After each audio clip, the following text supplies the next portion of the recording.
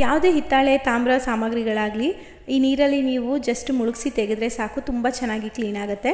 ಅದಕ್ಕಾಗಿ ಒಂದು ಬೌಲ್ಗೆ ತಣ್ಣೀರನ್ನು ಹಾಕ್ಕೊಂಡಿದ್ದೀನಿ, ಒಂದು ಅರ್ಧ ಲೀಟರಷ್ಟು.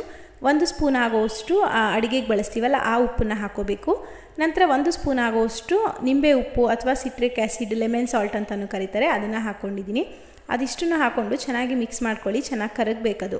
ಕರಗದ ಮೇಲೆ ಈ ರೀತಿ ಹಿತ್ತಾಳೆನೋ ಅಥವಾ ತಾಮ್ರ ಯಾವುದಿರುತ್ತೆ ಕರೆ ಕಟ್ಟಿರುವಂತಹ ಪಾತ್ರೆಗೆ ಈ ರೀತಿಯಾಗಿ ಆ ನೀರನ್ನು ಹಾಕಿದ್ರೆ ಸಾಕು, ತುಂಬ ಚೆನ್ನಾಗಿ ಕ್ಲೀನ್ ಆಗುತ್ತೆ.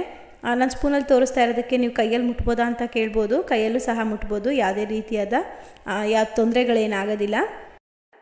ಲಾಸ್ಟ್ ಟೈಮ್ ನಾನು ಈ ರೀತಿಯಾಗಿ ಒಂದು ವಿಡಿಯೋ ಹಾಕಿದಾಗ ತುಂಬ ಜನ ಹೇಳಿದ್ರಿ ಉಪ್ಪನ್ನ ಹಾಕಿ ದೇವ್ರ ಸಾಮಗ್ರಿಗಳನ್ನ ತೊಳೆದ್ರೆ ತುಂಬ ಬೇಗ ಕಪ್ಪಾಗುತ್ತೆ ಅಂತ. ಆ ಥರ ಏನೂ ಆಗೋಲ್ಲ. ನೀವು ಈ ನೀರಲ್ಲಿ ಒಂದು ಸಲ ಕ್ಲೀನ್ ಮಾಡಿಕೊಂಡು ಚೆನ್ನಾಗಿರೋ ನೀರಲ್ಲಿ ಮತ್ತೆ ಒಂದು ಸಲ ತೊಳೆದು ಒಂದು ಬಟ್ಟೆಯಿಂದ ಒರೆಸಿಟ್ರೆ 10 ರಿಂದ 15 ದಿನಗಳ ಕಾಲ ಯಾವುದೇ ಹಿತ್ತಾಳೆ ಅಥವಾ ತಾಮ್ರ ಆಗಲಿ ಏನೂ ಆಗೋಲ್ಲ, ತುಂಬಾ ಚೆನ್ನಾಗಿರುತ್ತೆ.